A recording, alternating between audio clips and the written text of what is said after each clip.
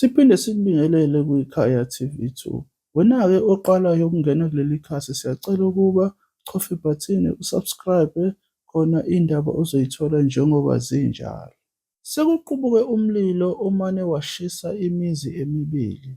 Uma ubuka lapho esithombeni sokuqala, lo muzi ushile waphela njengoba kungekho lutho nje. Ungaqondakali-ke ukuthi lo mlilo ngabe uqalwe yini.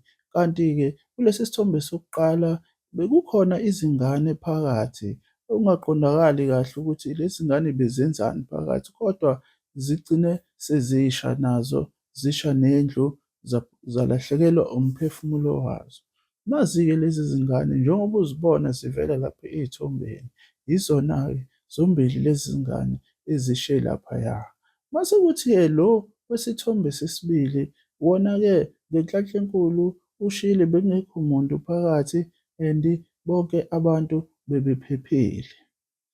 U-coordinator-ke womlazi unomyalezo ebewudlulisa ikakhulukazi kubantu be-MK kanye nomphakathi wonkana.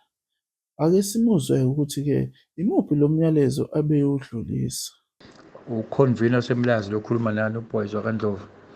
Comrade, kusasa besinesicelo ukuthi sihlangane sonke ama-members omkhonto wesizwe party eMega City ngo-11 siyovela lapho ekushone khona ama-comrades la kushe khona imizi ewu-2 kwa-79 kaGina kwa-F.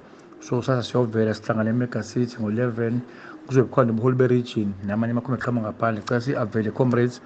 Esinye isicelo ukuthi umuntu aphathe angakuphatha nje, uma kuyisaka lempuphu, amaqanda, u-30 or whatever umuntu angayiphatha, just ukunikela kuleya mndeni ngoba phela njengoba kusho imizi basele abantu abanalutho. Ngiyacela comrades ukhombisa umkhonto wesizwe ukuthi sibakhathele abantu e-South Africa. Sasingeve sifule amavoti wabo, kodwa inhloso yethu ukwenza impilo yomuntu omnyama ayishintshe e-South Africa. Ngiyabonga comrades. Thanks.